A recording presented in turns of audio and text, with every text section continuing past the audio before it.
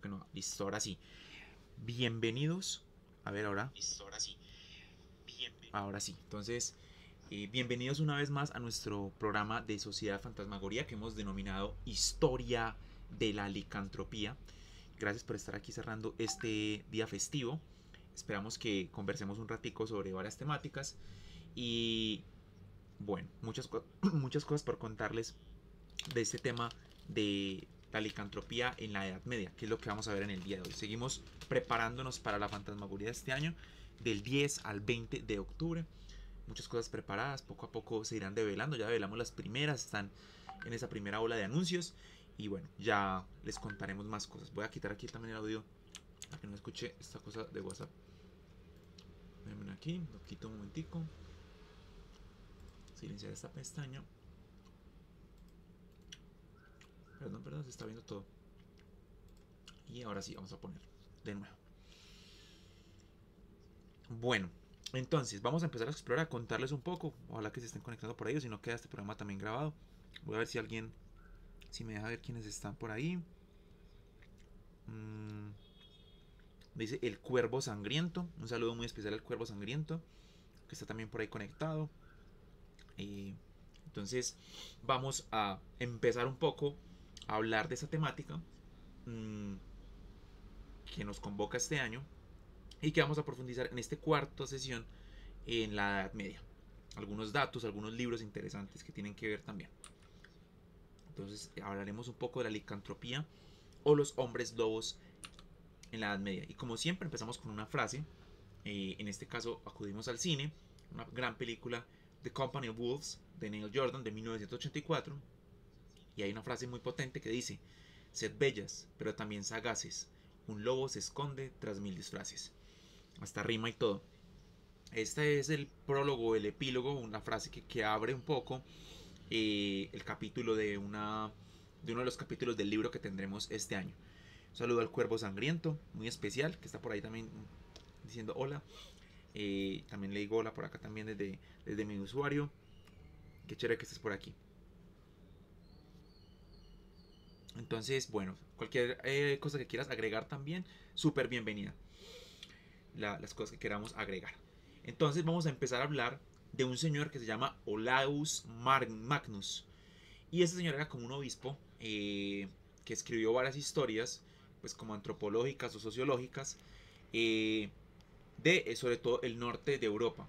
Y bueno, porque ahí donde fue donde se, pues como en las regiones de ahí, fue donde había más leyendas o relatos alrededor de los hombres lobo. Pero hoy vamos a ver una cosa muy interesante que sucede en la Edad Media, que es justamente cuando las cosas empiezan a dejar de ser maravillosas, fantásticas, como leímos un poco en los cuentos o en los relatos griegos, romanos o en los nórdicos, y aquí empiezan a ser un poco tratadas de otra manera porque obviamente aparece también un poco la religión. Entonces tiene un libro que se llama Gentibus Septentrionalibus y aquí nos cuenta sobre esta gente, ¿cierto? La gente ¿cómo será eso? Como del septentrión, no sé, como la parte de ese lugar la denomina de esa manera. Entonces, ¿qué empieza a aparecer? Historias, más relatos, que los vamos a empezar a contar aquí, que me parecen que son muy chéveres. Son romances medievales que empiezan a aparecer eh, y que empiezan a tomar ese tinte de lo demoníaco, de lo satánico, un poco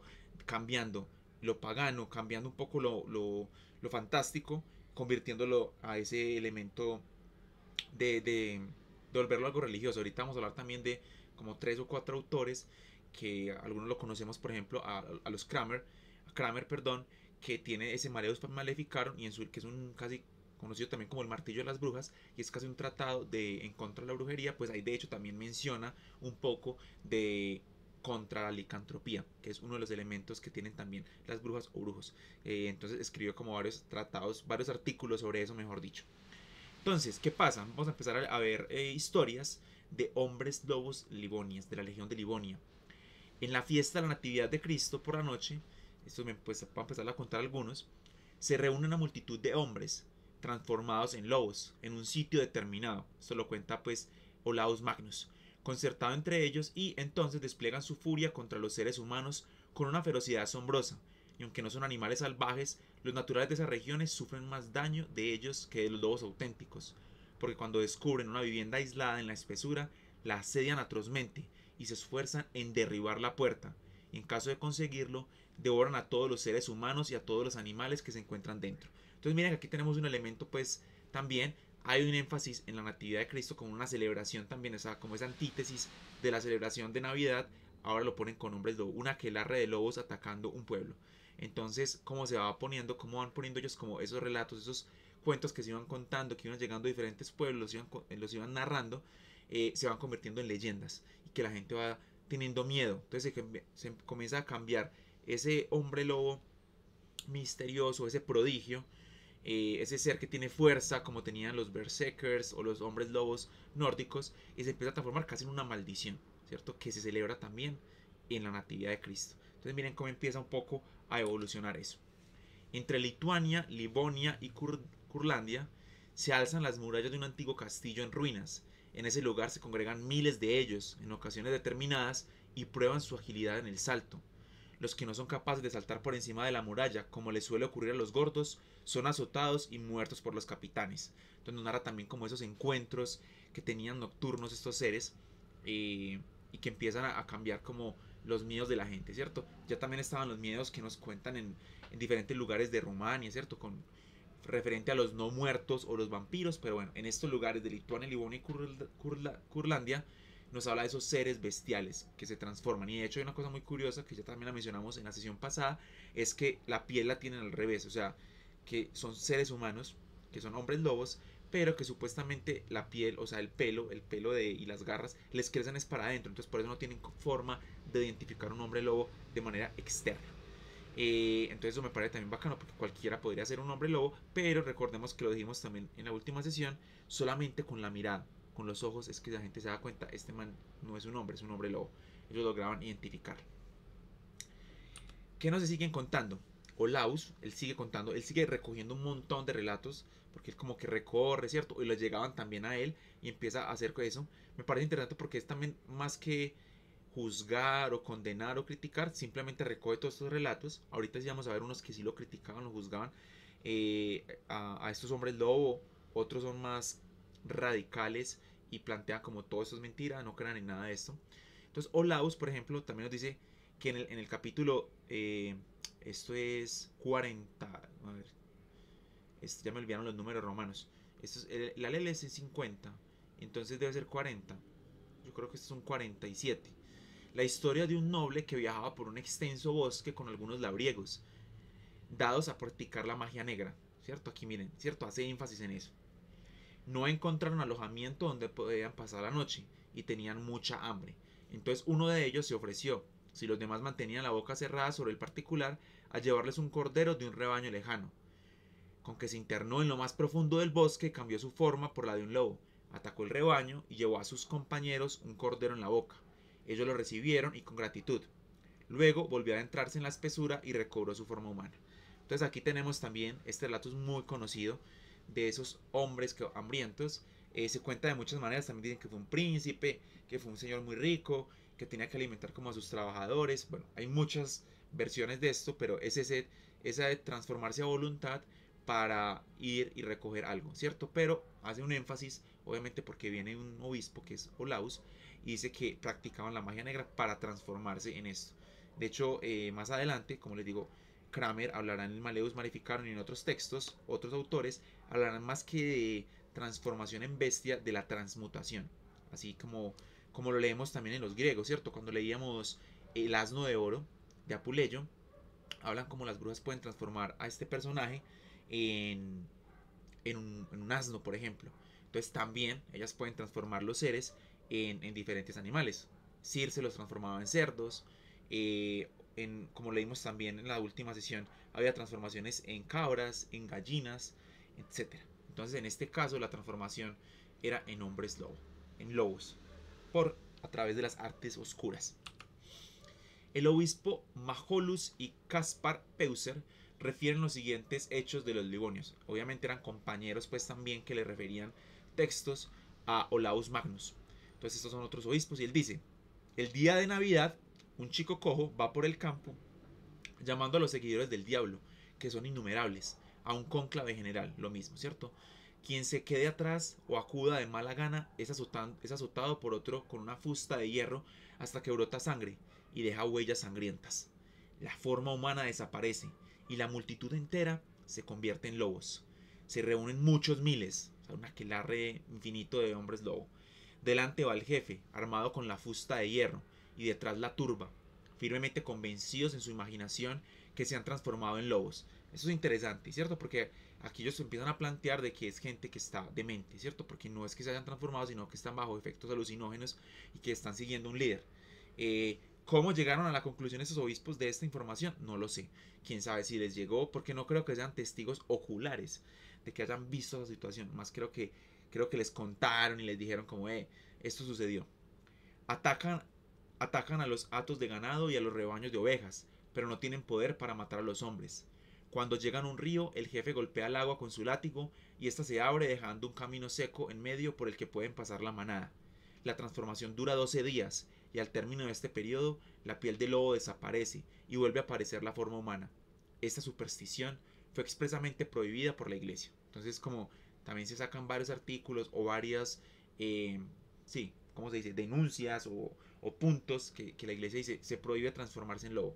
Es una cosa también un poco incoherente, pero lo hacen, o sea, con ese tipo de ¿cómo se dice? Editos, ¿cómo se llama eso? Eso como, sí, epístolas o leyes, están afirmando de que eso era posible, porque si usted no pone una ley, pues eso usted simplemente dice, eso no es posible, eso no pasa, entonces no nos interesa hablar de eso. Pero con ese tipo de afirmaciones lo están afirmando, están diciendo si existen los hombres lobo. Entonces es curioso pues que también la iglesia en ese momento se haya encargado de decir eso, que estaba prohibido esa superstición de reunirse en el aquelarre y transformarse en lobos.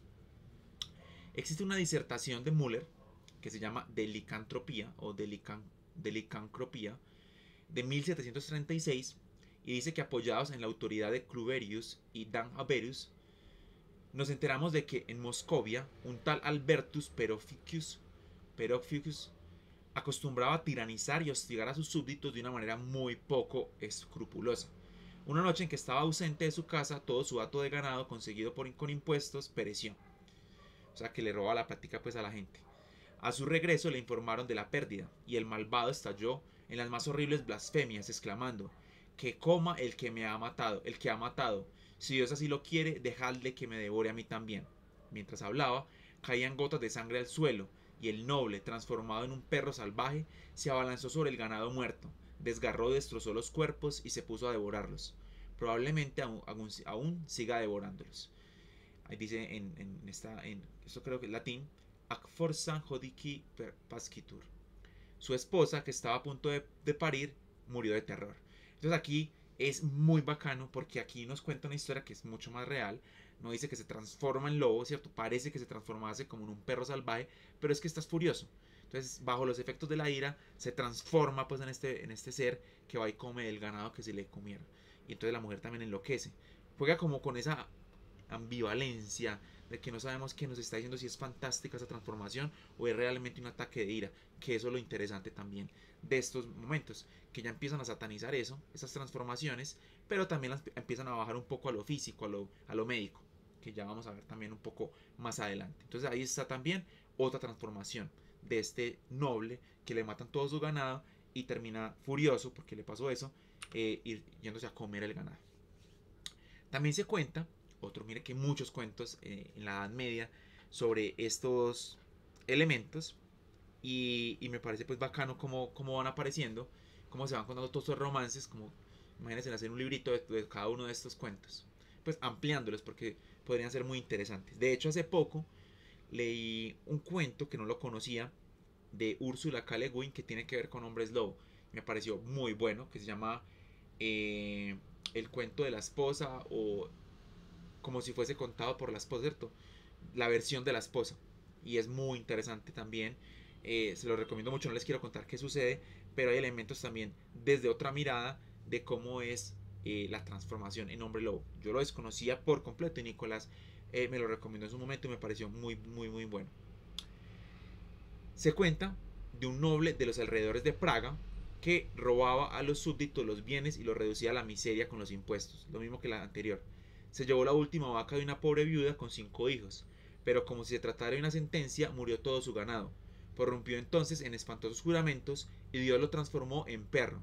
Sin embargo, conservó la cabeza de hombre. Entonces aquí tenemos también otra especie como de maldición por malos actos. Entonces si ven que aquí ya hay un enfoque, aunque en Licaón también, ¿cierto?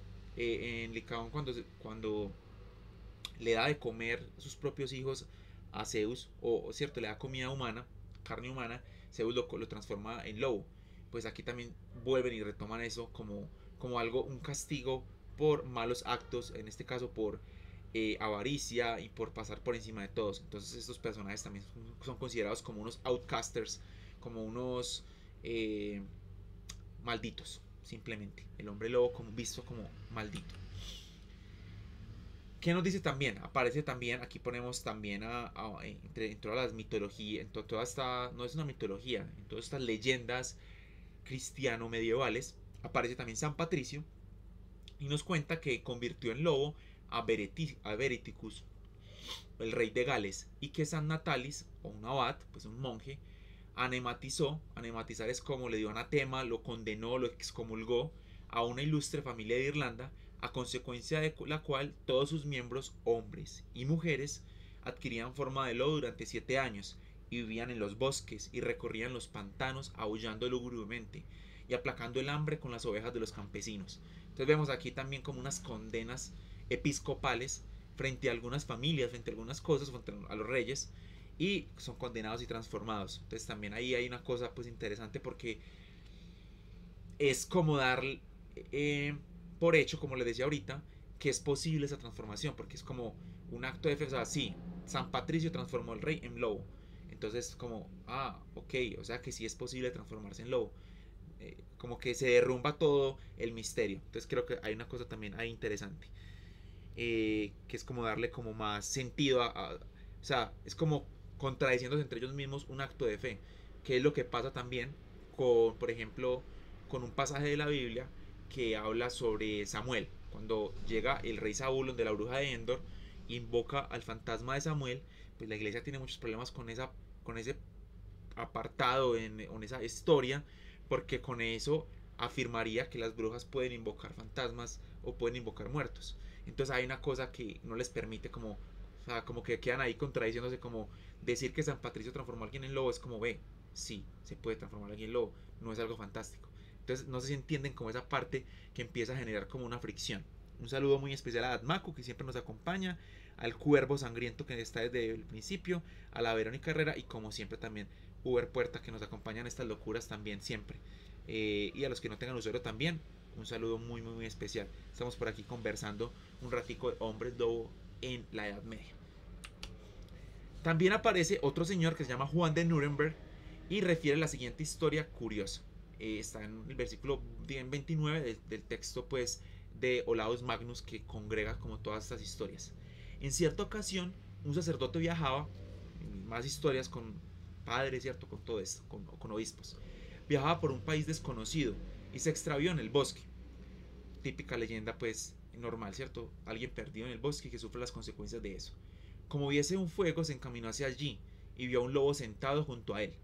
El lobo se dirigió a él con voz humana y le pidió que no tuviera miedo, pues era de la estirpe de Osiris, de la que un hombre y una mujer habían sido condenados a pasar determinado número de años con cuerpo de lobo. Conectémoslo con la maldición del otro obispo, ¿cierto? Que dejó a esa familia condenada a 7 años. Solo al cabo de 7 años podrían regresar a su hogar y recuperar la forma anterior, si continuaban con vida. Rogó al sacerdote que visitara y consolara a su esposa enferma y que le diese los últimos sacramentos. Tras unos instantes de duda, el sacerdote accedió, pero solo cuando se hubo convencido de que las bestias eran seres humanos, al observar que el lobo usaba las zarpas delanteras como manos y que la loba se quitaba la piel del lobo desde la cabeza hasta el ombligo, mostrando los rasgos de una anciana. Entonces miren que hay una cosa muy muy bacana acá. Es confirmar que un sacerdote se encuentra con hombres lobo transformados y que antes los ayuda. Bacano, ellos no lo comen pues, sino que antes les pide ayuda para que vaya a visitar a su esposa que está ya pues muriendo, agonizándose. Entonces bacano pues como también estas historias de hombres lobo que no están asesinando, sino que están cargados de una maldición y que está, sí, una excomunión casi que está sobre ellos. Hay un interesante trabajo de otro personaje que se llama Ranaus sobre hombres lobo de Curlandia, ¿cierto? Y plantea 3 ideas de licantropía para que también las tengamos ahí en mente. Entonces dice, primero, realizan como lobos ciertas acciones, atrapar ovejas, destrozar ganado, no transformados en lobo, cosa que no hay hombre de la ciencia en Curlandia que crea, sino con forma humana y con sus extremidades humanas, aunque en tal estado de fantasía y alucinación que creen haberse transformado en lobos, y así lo ven los otros que sufren las mismas alucinaciones.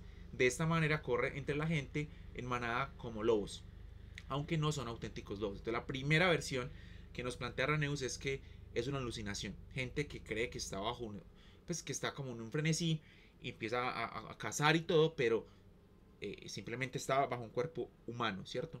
Y los otros que están también lo ven algunas veces como hombre lobo o lo ven como humano, pero ven como toda esa ferocidad.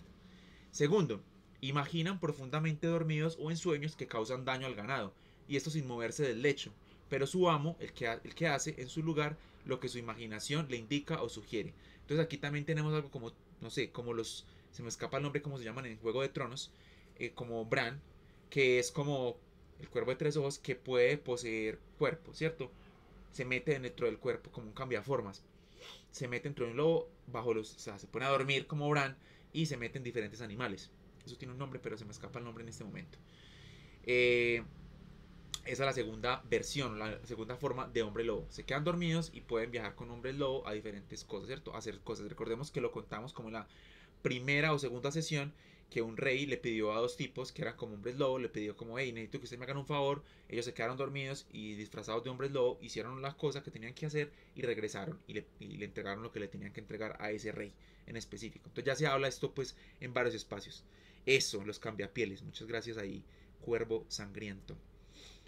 Eh, Listo. Que también se habla mucho de los cambiapieles en toda la mitología de los nativos americanos en Estados Unidos y en México con los nahuales.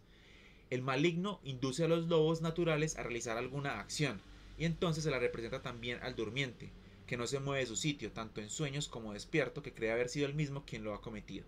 Entonces también aquí tenemos como ese elemento de una posesión. Es en pocas palabras, una posesión, el tipo no se mueve, pero tiene una posesión y bueno, y puede soñar ese tipo de cosas. Algunas veces se ven reflejadas en lo físico o simplemente queda en su cabeza de que se mató un montón de gente pues o comió un montón de ganado. Entonces también pasa eso. Aquí vemos también en la Edad Media estaban refans pues de los hombres lobos.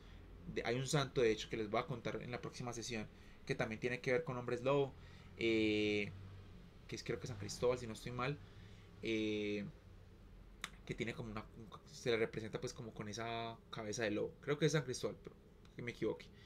Va a recordarme cuál es. Y aparece también Uerius y Forestus apoyándose en la autoridad de otro gente, ¿cierto? Otro autor, puros obispos y sacerdotes, de Guilelmus Brabantinus.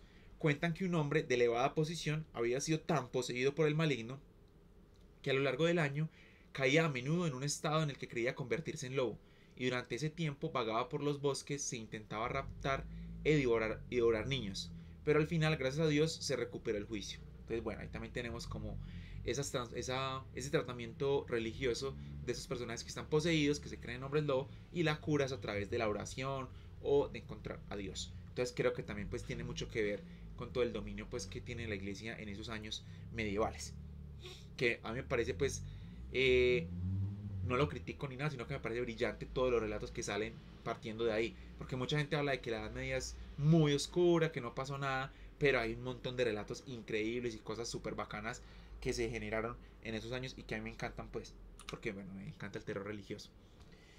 Y como les decía ahorita, lo de la piel hacia adentro, vamos a hablar de eso. Hay un señor que se llama Jod Fincelius y narra la triste historia de un granjero de Pavia que atacó como lobo a muchos hombres en campo abierto y los descuartizó.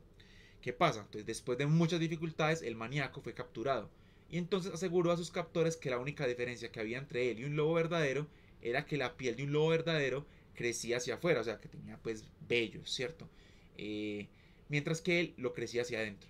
A fin de probar esta afirmación, o sea, se le ocurrió decir eso, ¿qué creen ustedes que pasa en la Edad Media? Pues vamos a destajar a este man a ver si adentro si tiene piel de lobo. Entonces, obviamente pasó eso. A fin de probar esta afirmación, los magistrados, sin duda, lobos más crueles y sedientos de sangre, le cortaron los brazos y las piernas El pobre desgraciado murió a causa de la mutilación. Esto sucedió en 1541. La idea de que la piel invertida es muy antigua. Versipellis aparece como vituperio en Petronio, Lucilio y Plauto, y es semejante al nórdico de Hamrar. Entonces, bueno, eso también se usó mucho. Claro, decían que era, usted es un brujo, usted se transforma en hombre lobo, listo, vamos a abrirlo usted a ver que si tiene la piel hacia adentro. Si no, si la abrimos y no la tiene hacia adentro, usted no es un hombre lobo, pero ya se murió pues porque no había forma de volverla a coser. Eh, y si sí la tenía, pues ya lo matamos y ya un hombre lobo menos, como pasaba con las brujas. Entonces, ahí tenemos también como estos relatos de la piel hacia adentro. Otros relatos que encontré que me parecen bacanos, los llamo los relatos curiosos no verídicos porque es como, venga, o sea, hay unas cosas que son también muy, todos son como muy despampanantes, muy pues difíciles de creer, pero bueno, los primeros que les conté, bueno, tendrían sentido bajo efectos alucinógenos y esas cosas. Y este señor que mató a un montón de gente, pues bueno, vamos a cortarle las piernas y las manos y resulta que no era un hombre lobo. Pero bueno, aquí vamos a ver otras cositas interesantes que logré encontrar, que me parecieron pues bacanos en toda esa locura o esa, ¿cómo se llama? Esa superstición o esa sugestión colectiva frente a los hombres lobo. Dice Spranger, otro autor, habla de tres damas jóvenes que con forma de gatos atacaron a un labrador y él las hirió. A la mañana siguiente las encontraron sangrando en la cama. Estos son los relatos de brujas también aquí en Antioquia, en Colombia, en Latinoamérica. No sé, no conozco pues mucho de Latinoamérica, algunos relatos de brujas en específico, pero yo hablo de Antioquia. Siempre está la historia de que, ay, sí, la bruja ataca, ¿cierto? A la finca o a la gente que está en la casa y le dice, mañana venga por sal, ¿cierto? Después de que usted le pegó con 3 machetazos sin el filo, ¿cierto? Se cuenta eso mucho pues en los relatos antioqueños. Y al otro día llega una chica, ¿cierto? Típico relato, con cortadas en su cuerpo a pedirte sal. Entonces aquí es lo mismo. Chicas que se transforman en gatos. Ahí recordemos la gran película Cat People de 1942. Gran película, por si no la conocen, vale mucho que la pena. Esas transformaciones, esas cambiapieles, como nos dice ahí el cuervo sangriento, tienen mucho que ver con eso. Entonces ahí está. Y Maholus también nos cuenta que un hombre aquejado de licantropía fue conducido ante Pomponatius. El infeliz se había escondido en el heno y cuando la gente se acercó les gritó que huyeran, que era un hombre lobo y los destrozaría. Los labriegos querían desollarlo para ver si crecía el pelo hacia adentro, pero Pompinatius lo rescató y lo curó. Entonces Pompinatius ahí le hizo el favor. Me imagino que era como una autoridad o un obispo que lo salvó, porque este señor se puso a decir que era un hombre lobo, pero ya la turba iba a hacer de las suyas para verificarlo. Pero bueno, se salvó, pero está también como esa locura de la gente cuando se volvían, pues si estaban bajo efectos de esquizofrenia o algún hongo que se comieron en el bosque y se creían hombres lobo, entonces el pueblo no entendía qué estaba pasando, pura sugestión del pueblo con los trinchetes y las antorchas, pero bueno, eso me imagino que sucedió muchísimo y me imagino que en lugares alejados, sobre todo en esas veredas que no eran cercanas a las ciudades, pues todavía más, porque había más desconocimiento de las personas. En Vernon, perdón, hacia el año 1566, se cuenta también que se reúne una cantidad de brujas y de brujos en forma de gatos. 4 o 5 hombres fueron atacados en lugar solitario por varios de estos animales. Los hombres les hicieron frente con el mayor heroísmo y lograron matar alguna gata y herir muchos más. Al día siguiente se encontraron varias mujeres heridas en la ciudad y quienes dieron al juez información precisa sobre todos los acontecimientos relacionados con sus heridas. Entonces ahí está también como esos relatos de cambiaformas que son atacados y que al otro día aparecen pues pidiendo perdón o pidiendo ayuda porque para poder curar sus heridas. Y esto ahí está también esa desde tiempos inmemorables, antes de la Edad Media de hecho, pero aquí sobre todo viene mucho de los nórdicos. Creo que se me escapa el nombre de esta diosa griega, esta diosa nórdica, que es con F, Feir o Fate. Esta diosa tenía unos gatos gigantes pues también en su, viajaba con ellos y ahí viene también como esa conexión que hay entre la brujería y los gatos y todo eso y que también podían transformarse en gatos. Insisto, recomiendo mucho Cat People del 42. Por acá también nos cuentan otra historia. Miren que son un montón de relatos con los que ustedes hasta podrían construir yo creo que una antología de relatos de transformación en animales. Bodino cita a Pierre Marner, autor de un tratado sobre hechiceros, qué bacano esta gente que escribía, yo me quiero escribir un tratado sobre hechicería. Y hay muchos tratados de brujería, de licantropía, de un montón de cosas interesantes. Por eso digo que fueron tiempos memorables para estos tipos de cosas. Por haber presenciado en Saboya la transformación de hombres en lobos. Niaul cuenta que en un pueblo suizo, cerca de Lucerna, un campesino fue atacado por un lobo mientras estaba cortando leña. Se defendió y le arrancó una pata al animal. En el momento en que empezó a brotar la sangre, la forma del lobo cambió y vio que era una mujer sin un brazo. Fue quemada viva, obvio, ¿cierto? Brujas.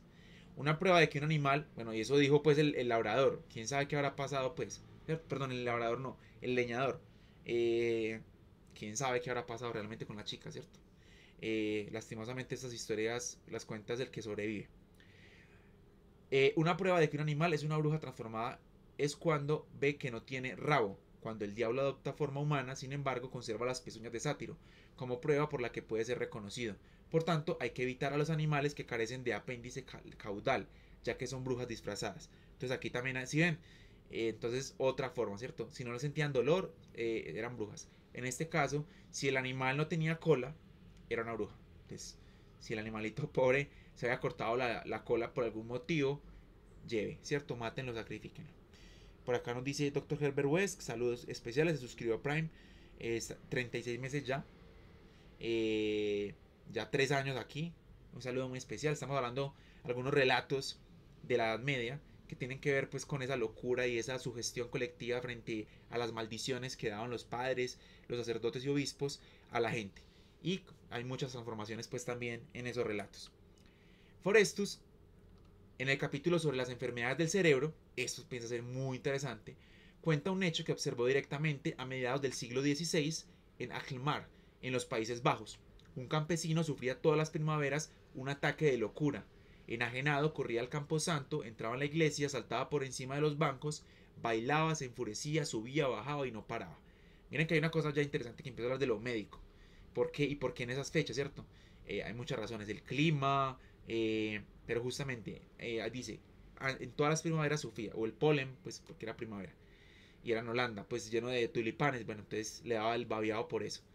Llevaba una larga vara en la mano con la que espantaba a los perros que lo perseguían y lo herían. Es otro relato que nos cuentan. De manera que tenía los muslos cubiertos de cicatrices, tenía la cara pálida, los ojos profundamente hundidos en las cuencas. Forestus afirma que el hombre era un licántropo, pero no dice que el infeliz creyera que se transformaba en lobo.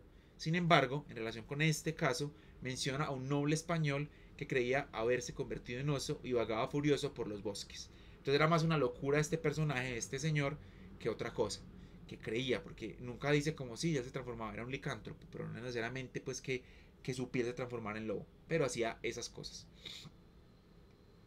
Como que, no sé, un ataque, no sé si puede ser epiléptico, no creo, porque saltaba eso, un ataque psicótico, yo creo que podría ser mejor dicho. Por eso tendremos una charla específica con el gran Pedro Alejandro González sobre hombres lobos, licantropía y psicología, que creo que va a ser brillante conversar sobre eso.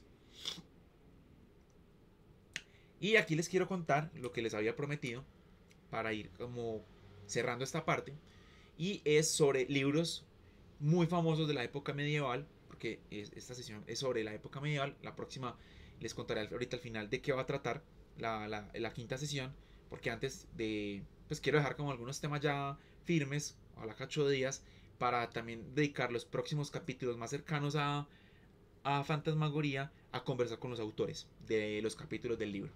Entonces hay un libro muy famoso que se llama El Martillo de las Brujas o El Maleus Maleficarum, y ahí específicamente habla lo siguiente. Entre los muchos tratados que hay, ¿cierto? Hay cómo torturarlas a las brujas, cómo saber si una bruja no es, pues si una mujer es bruja o no, unas cosas pues absurdas. Pero bueno, me voy a la parte que nos importa. Dice explícitamente: el demonio gusta de cosas de este género con el fin de infundir el error de los paganos, que pensaban que hombres y viejas se transformaban con frecuencia en animales. De aquí se discierne que estas cosas ocurren únicamente con el permiso de Dios, por la acción del diablo, y no por efecto natural alguno, puesto que estos lobos no pueden ser heridos o capturados por ninguna forma de artificio o fuerza. Eso es lo que él plantea ahí, ¿cierto? Es ahí, es curioso, insisto en eso, es afirmar de que sí hay unas transformaciones. que los haga el diablo, que los haga Dios, pero es afirmar de eso. Entonces es como dejar el género fantástico y afirmarlo con la fe. Pasar de la, pues, pasar supuestamente de lo fantástico, aunque la fe también podría ser considerada algo fantástico en ese sentido, pero afianzarlo como no, esto es verdad porque lo dice la religión. Entonces, bueno, ahí está también. Aparece también otro libro que se llama de la demonie de Saussures, que es la demonomanía de los brujos. Es un libro escrito por un señor que se llama Jean Bodin, que es contrario a lo que escribió Kramer en el Maleus Maleficarum, porque Jean Bodin creo que era protestante. Y todos, dice, y todos aquellos que han escrito sobre la licantropía, antiguos y modernos, están de acuerdo en que la figura humana cambia, pero el espíritu y la razón se mantienen en su totalidad. Y de esta manera la licantropía no sería contraria al canon episcopi 26, ni a la opinión de los teólogos, que creen que Dios no solo ha creado todas las cosas, sino que también creen que los espíritus malignos carecen de la potencia para cambiar la forma, tomando en cuenta que la forma especial del hombre, que es la razón, no cambia para nada, sino solamente la figura. Entonces aquí es también como plantean problemas más teológicos al afirmar cierto eso, de que un hombre puede transformarse, o se transforma solamente su parte física, pero por dentro sigue siendo el mismo, o al contrario, se transforma su mente, su alma y el cuerpo sigue siendo el mismo, ¿cierto? Entra en frenesí, ellos no entendían muchas cosas médicas como un ataque psicótico, entonces le daban este tipo de explicaciones. Entonces creo que es bacano pues también porque ya empiezan a hablar de algo que está pasando aquí y empecemos a explicarlo de otra manera. Y aparece también un libro de un señor que se llama Johann Weir, o Johann Weir, no sé cómo se pronuncia bien. Es una opinión muy diferente a la que había explicado varias personas. Este médico luterano era más abierto a Kramer o a Bodin, y de hecho el libro de Bodin en gran medida fue una respuesta crítica al de Weir, al que acabamos de hablar, ¿cierto? De Prestigious Demonium, publicado en 1563. Este libro de este médico neerlandés es un ataque frontal al catolicismo, que para él es un conjunto de supersticiones e idolatrías, y dedica varios capítulos al espinoso tema de la mutación de los hombres lobos, en ese libro de John Weir. ¿Y qué pasa también con este? Cita a San Agustín, o Agustín de Hipona, pues, que es un santo teólogo de la Iglesia Católica, cuando este dice que la transformación de hombres en bestias es fantástica. O sea, él dice, San Agustín lo dice, entonces yo también lo digo, o sea, eso es fantástico, esto no puede pasar. Después explica las características de una enfermedad mental. Eso es lo que empieza a ser interesante con Johann Weir. La licantropía, en el cual los hombres piensan que han sido transformados en lobo, pero realmente su cuerpo no cambia, ¿cierto? Eso es fantástico y lo afirma citando a un santo católico, ¿cierto? Que es San Agustín. Weir retoma las antiguas ideas griegas sobre la melancolía lupina. Más adelante hablaremos de esto, una sesión sobre eso. O yo creo que también Pedro les hablará de eso, a través de su lectura de Aesio y Avicena. A ello dedica el capítulo 18, del libro 5, titulado De licantropía, ¿cierto? En griego. De licantropía, morbo, quosi in lupus converti credum homines, sobre la enfermedad llamada licantropía, por la cual los hombres piensan ser transformados en lobos. Entonces aquí este señor le da una explicación, es más médico, más a la ciencia, empieza a decir, todo eso es fantasía, Kramer está equivocado, Bodin está equivocado, esto es científico. Vamos a hablar y yo lo voy a citar, empezando con un argumento de fe, que es San Agustín, que dijo que eso era fantástico. Yo también lo afirmo y empieza a destrozar como todo. Y después hay otro librito que es como interesante que también aparece por ahí. Y el libro se llama The Discovery of Witchcraft, de un autor que se llama Reginald Scott, y dice que concluye, entre muchas cosas que dice, porque habla mucho del witchcraft, pues de la hechicería, pero me voy al punto específico, dice, concluye que las transformaciones que hacen estas brujas son, como todos los médicos doctos afirman, una enfermedad que en parte proviene de la melancolía, cual manía los hace suponer que son lobos o bestias voraces, ya que la licantropía fue llamada por los médicos antiguos lupina melancolía o lupina insania. J. Weir explicó con sabiduría la causa, el contexto y la cura de esta enfermedad. Entonces miren que todos estos autores empiezan a decir, claro, existe un montón de cosas, pero finalmente todas estas informaciones son fantásticas, y esto es médico, o sea, sí, hay gente que entra en unos efectos alucinógenos o de histeria o de psicopatía o de psicosis y empiezan a creerse transformados en lobo, pero realmente no lo es. Entonces es bacano también porque en esos tratados que aunque parecen fantásticos, pues afirman de que esto no tiene sentido, casi derrumbando también lo que decía, sobre todo Kramer, que era el que estaba más loquito pues con eso y se obsesionó con lo de las brujas y con lo de los hombres lobo. Y en Diálogos de Licantropía, eh, que es otro texto, dice, habla también de las discusiones sobre el hombre lobo cristalizaron en la obra del monje franciscano francés Claude Prieur, ¿cierto? Mira, otro monje hablando de hombres lobo. En 1596 publicó pues este libro, Diálogo de Licantropía. Las referencias a los hombres lobos solían ser más bien marginales en los textos sobre brujería, pero Prieur lo convirtió en el tema central de su libro. ¿Listo? Diálogo de Licantropía, donde tres personas discuten, dos de los cuales defienden la idea de que la metamorfosis de los seres humanos es posible, mientras que el tercero, que se llama Posterior, el que se pone como un seudónimo, es la voz del autor que argumenta que dicha transformación es imposible. Entonces también está escrito como si fuesen esos diálogos griegos entre tres personajes, van argumentando. Es interesante, creo que se pueden encontrar varios textos en internet, diálogo de licantropía, y es como una conversación donde van discutiendo sobre lo que sucedió.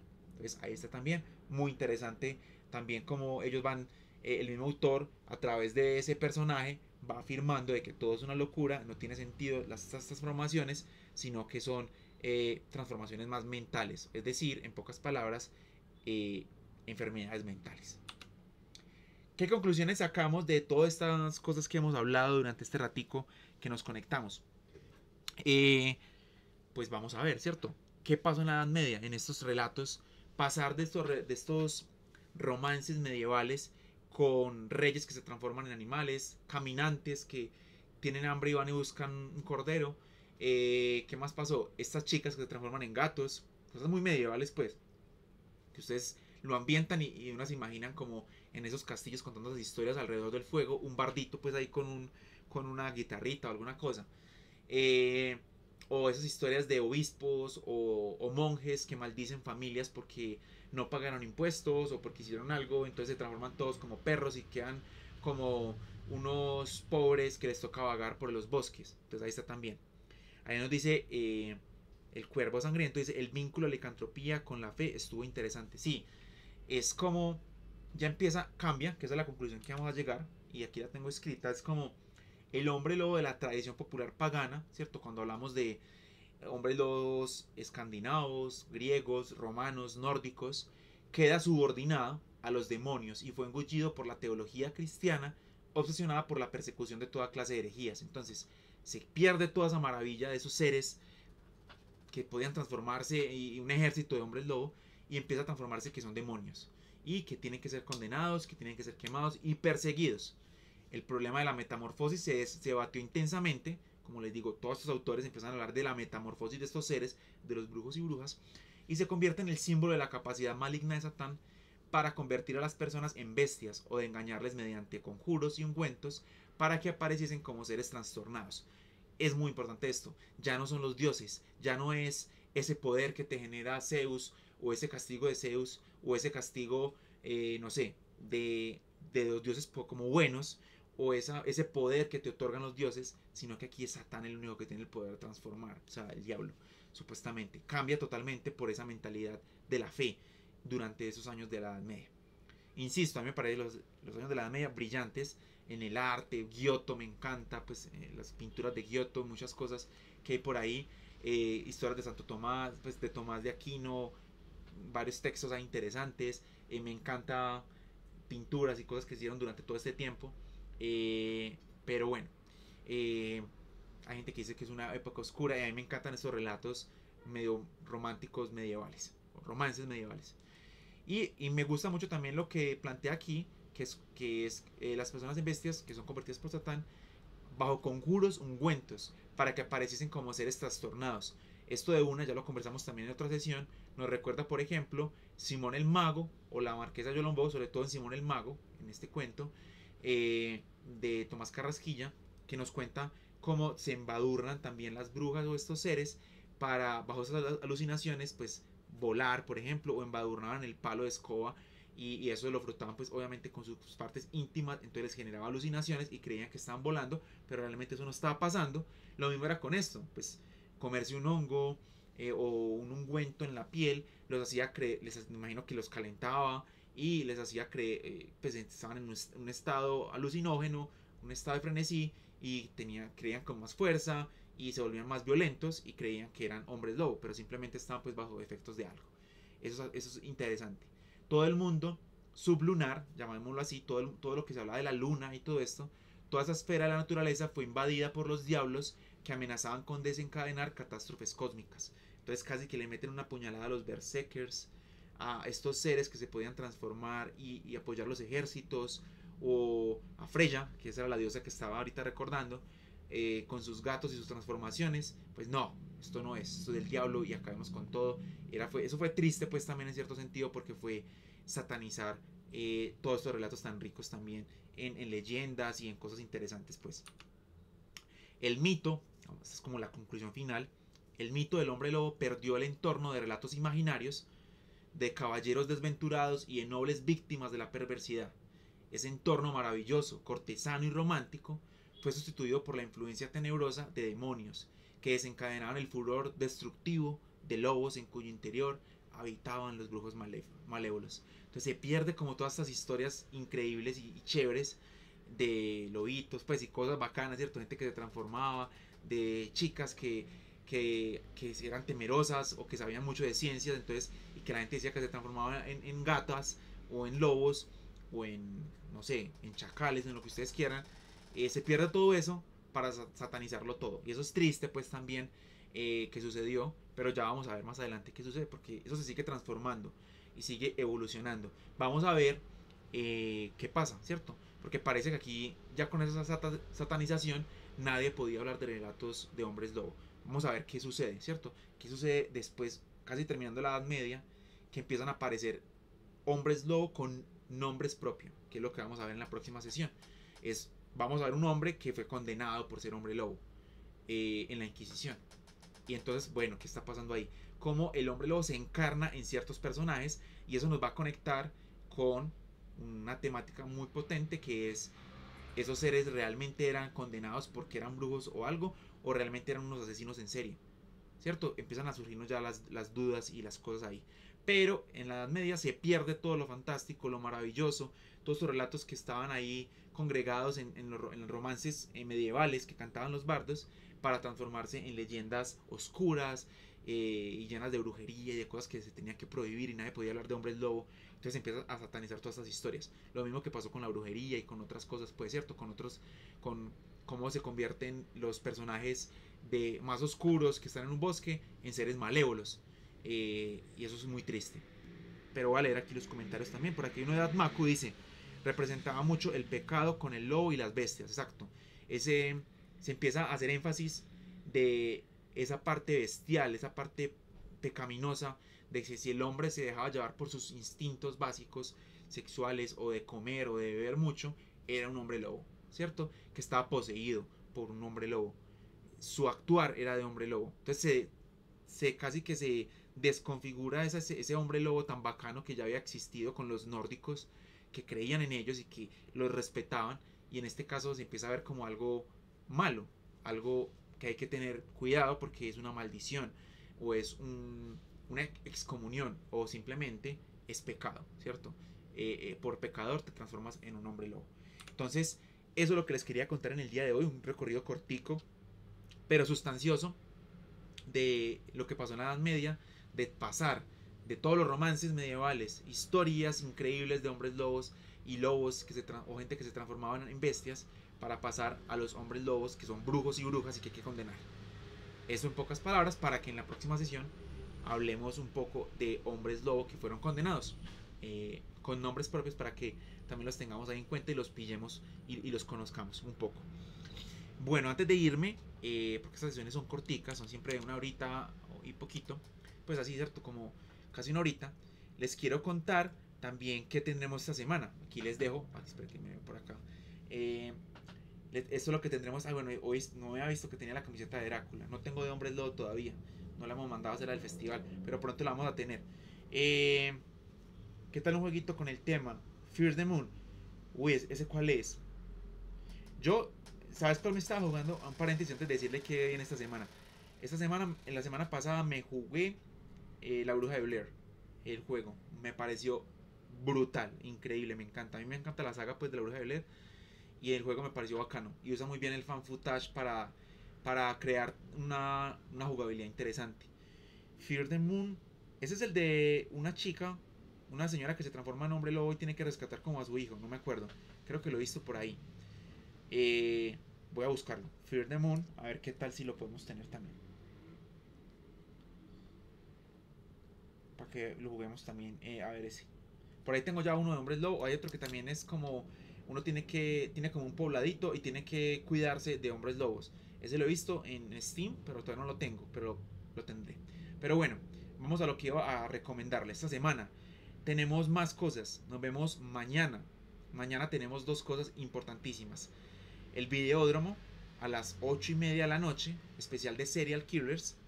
Estará ahí Vincent y Hardet Hill comentándonos un poco de películas que están en video plataformas, en plataformas de video on demand, donde van a pues como algunos recomendados. Ese programa es muy bacano para que hagan lista de cosas interesantes. Y también tendremos Club de la Medianoche, estamos leyendo sobre monstruos y mañana estaremos hablando un poco sobre la momia, ¿cierto? Sobre seres más de Egipto y bueno, y estos lugares momificados. Entonces mañana tendremos eso. Aquí no tengo imagen de esa, pero porque eso es como más privado del club, pero ustedes pueden acceder al club cuando quieran, nos pueden escribir y les damos acceso. Está la siguiente cosa que contarles. El viernes sale el siguiente capítulo, este viernes 9 sale el capítulo 8, el episodio 8 de Cine de Horror Francés entre lo político y lo extremista. Ahí estará el gran Pedro Alejandro González con este programa y lo podrán escuchar por iVoox y por Spotify cuando estén yendo al trabajo, yendo por a la universidad o viajando por ahí el viernes. Si se van a pasear el fin de semana, pues ponen el programita, sale a las 8 de la noche en Colombia, a las 7 en México, o si están en la casa de desparchadas también lo pueden escuchar. Es genial todo lo que nos cuenta el gran Pedro, entonces no se lo pierdan. Amantes del horror francés tendrán ahí como una sesión muy interesante también. Y por último, el viernes también tendremos el Cine Club que tenemos con Confama de Cristo Rey y estaremos viendo nada más y nada menos que The Truman Show de Peter Weir este viernes. Increíble película en este ciclo maravilloso curado por el gran Vincent Price o Vincent Hill y Carolina Rojas, y este ciclo se llama Futuros Distópicos. Ahí ven las películas. El viernes pasado vieron Ex Machina, este viernes verán Truman Show y bueno, seguirán otras películas como Brasil, que es fascinante, Fahrenheit 451, que a mí me encanta y soy amante del libro también. Y finalmente cerrarán con esta gran película The Children of Men de Alfonso Cuarón. Entonces nada, mucha programación todavía, más cosas se vienen la otra semana, ahí les estaremos contando. También hay un concurso para la gente que vive en Bogotá, para que asistan a la película de La Niña y el Cazador, que es una película que está ahora en salas, y pues para que la vean y nos cuenten qué tal, qué les parece. Y nada, pues agradecerles por estar conectados también. Un saludo muy especial a Admaku, ya noté aquí el juego para gameplaycito que hace rato que no lo hacemos. Gracias también al Cuervo Sangriento por estar por aquí presente, estar ahí comentando. 8 personas que estuvieron aquí al final también. A Dr. Herbert West, a Red Eye, que siempre están ahí detrás en la parte técnica. A Enlight 10, a la Verónica Herrera, que también está. Un saludo muy especial, que siempre nos escucha, está por ahí atenta. También al Club de la Medianoche y a los eventos de Fantasmagoría. Y también, obviamente, a nuestro fan número 1 de Fantasmagoría, que es Uber Puerta, que siempre está por ahí presente. Asiste a todo y este año ojalá que pueda ir a todo porque va a estar increíble todas las cosas que tendremos en el festival. Entonces nada, muchas gracias por estar aquí. Nos vemos mañana los que se van a conectar al Club de la Medianoche o los que se van a conectar también al programa del Videódromo. El viernes podcast y también Cine Club para los que van a caer allá a Cristo Rey. Y bueno, más cosas se vendrán durante toda esta semana y en Bogotá se verán con nuestro amigo Alberto, que estará también en esa proyección en la Cinemateca de La Niña y el Cazador.